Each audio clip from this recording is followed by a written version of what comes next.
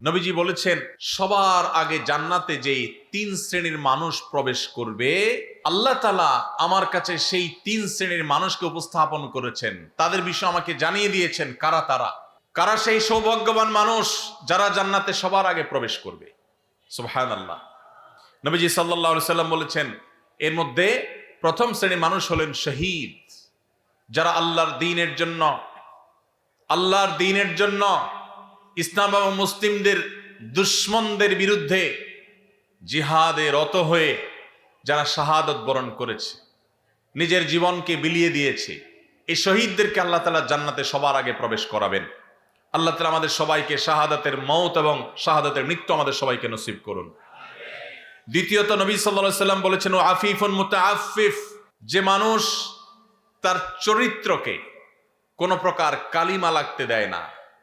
ময়লা থেকে যেরকম আমরা আমাদের কাপড় চোপড় আমাদের আঁচলকে তুলে ধরে বাঁচাবার জন্য আমরা সংগ্রাম করি, সমাজের চতুর্পাশে হারামের হাতছানি অবৈধ সম্পর্কের জোয়ার চলছে, এইরকম পরিস্থিতিতেও যে মানুষ তার চরিত্রকে বাঁচাবার জন্য সংগ্রাম করে, চেষ্টা করে, পরিশ্রম করে, সাধনা করে, জয়ী হয়, নবীজি সাল্লাল্লাহু আলাইহি সাল্লাম বলেছেন এই চরিত্র সংরক্ষণকারী মানুষটা যে হারাম রিলেশনে জড়ায় নাই, আল্লাহ তাআলা জান্নাতে এই লোককে প্রথম প্রবেশ করাবেন। আর তৃতীয়ত হলেন ওয়া আবদুন আহসানা ইবাদাতাল্লাহ ওয়া নাসাহা লিমাওয়ালি, যেই কৃতদাস আল্লাহর ইবাদতও ভালো করে আবার তার মালিকের কল্যাণও কামনা করে, মালিকের কোনো ক্ষতি চায় না, অর্থাৎ বান্দার হক আদায় করে আবার আল্লাহর ইবাদতটাও সুন্দরভাবে করে, সেই কৃতদাসকেও আল্লাহ তাআলা জান্নাতে সবার আগে প্রবেশ করাবেন। ভাইরা আমার, এই হাদিসের সনদ নিয়ে মুহাদ্দিসদের কেউ আপত্তি তুললে অন্য অনেকে এটাকে গ্রহণযোগ্য বলেছেন। এই হাদিসের আলোকে আমরা যারা আমাদের চরিত্রকে হেফাজত করতে পারবো, আল্লাহ রাব্বুল আলামিনের এই বিশেষ পুরস্কার সবার আগে জান্নাতে যাওয়ার সৌভাগ্য আমাদের অর্জন হবে। আল্লাহ তাআলা আমাদের সবাইকে সেই সৌভাগ্য অর্জন করার তৌফিক নসিব করুন। যুবক ভাইরা আমার, চরিত্রকে হারাম থেকে বাঁচাবার জন্য কারা কারা নিয়ত করেছেন একটু হাত তুলুন তো।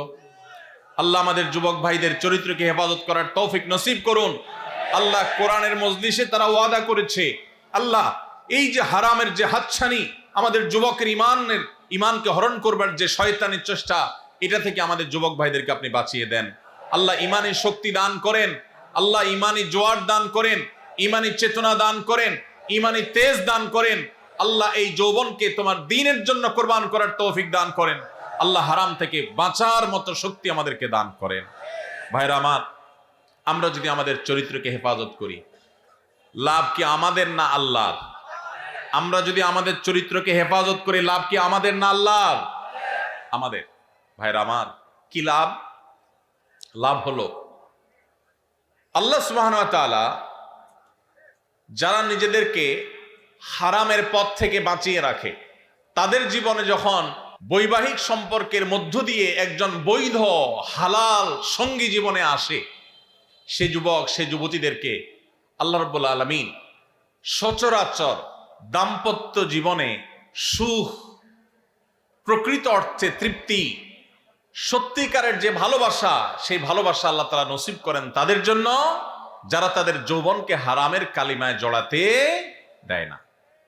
আর যারা হারামের কালিমা দিয়ে নিজের যৌবনকে কালিমা যুক্ত করে ফেলেন, মনে রাখেন এই যুবকদের বেশিরভাগ দেখবেন, এক্সেপশন প্রথমটাতেও আছে, বেশিরভাগ দেখবেন যে তাদের বৈবাহিক জীবন আসলে তাদের সেই জীবনে আর দাম্পত্য সম্পর্কের ভিতরে যেরকম একটা গভীরতা থাকার কথা, ভালোবাসা থাকার কথা, সম্প্রীতি থাকার কথা, তাদের সেই সম্পর্কটা আর থাকে না। কারণ হারাম যদি কেউ একবার বেছে নেয়, আল্লাহ তাআলা বৈবাহিক সম্পর্কের মধ্য দিয়ে হালাল সম্পর্কের প্রকৃত স্বাদ, প্রকৃত তৃপ্তি, প্রকৃত যে অনুভব, এটা থেকে আল্লাহ তাআলা ওই হারাম সম্পর্ককারীদেরকে মাহরুম রাখেন, বঞ্চিত রাখেন। এই জন্য ভাইরা, দুইটা অপশনই আপনার সামনে আছে। মনে রাখবেন, শয়তান খুব ভালো করে জানে, আল্লাহ কোরআনে বারবার বলেছে শয়তান আমাদের প্রকাশ্য শত্রু। শয়তানকে আমরা দেখি না, অথচ আল্লাহ প্রকাশ্য শত্রু বলেছেন। কারণ শয়তানকে না দেখলে কি হবে? তার সব ক্রিয়াকর্ম প্রকাশিত। শয়তানের কাজগুলো দেখা যায় কি যায় না? এই শয়তান আমাদের যুবকদেরকে তাদের ঈমানের তেজ নষ্ট করে দিতে চায়, তাদের ঈমানি তেজকে ভোঁতা করে দিতে চায়, এই জন্য তাদেরকে হারাম সম্পর্কে আনতে চায়। এই জন্য ভাইরা, আমাদের চরিত্রগুলোকে আমরা হেফাজত করার সংগ্রামে জয়ী হওয়ার চেষ্টা করবো তো ইনশাআল্লাহ। ভাইরা আমার, ভ্যালেন্টাইন্স ডে এই সম্পর্কে আপনি গুগল করেন, আপনি এনসাইক্লোপিডিয়া ব্রিটানিকা সহ বিভিন্ন বিশ্বকোষগুলো খোলেন, আপনি দেখবেন যে এটা মূলত এসেছে খ্রিস্টানদের একজন ধর্মযাজক, যার নাম ছিল কি? ভ্যালেন্টাইন। এই ভ্যালেন্টাইন, যে সেন্ট ভ্যালেন্টাইন, সাধু ভ্যালেন্টাইন, খ্রিস্টানদের ধর্মযাজক, তাকে ঘিরে এই দিবসটা গড়ে উঠেছে। এটা একটা সময় খ্রিস্টানদের কাছে তাদের একটা পূজনীয় দিবস ছিল। বহুকাল পর পৃথিবীর বহু দেশে এই দিবস উদযাপন নিষিদ্ধ হয়েছে।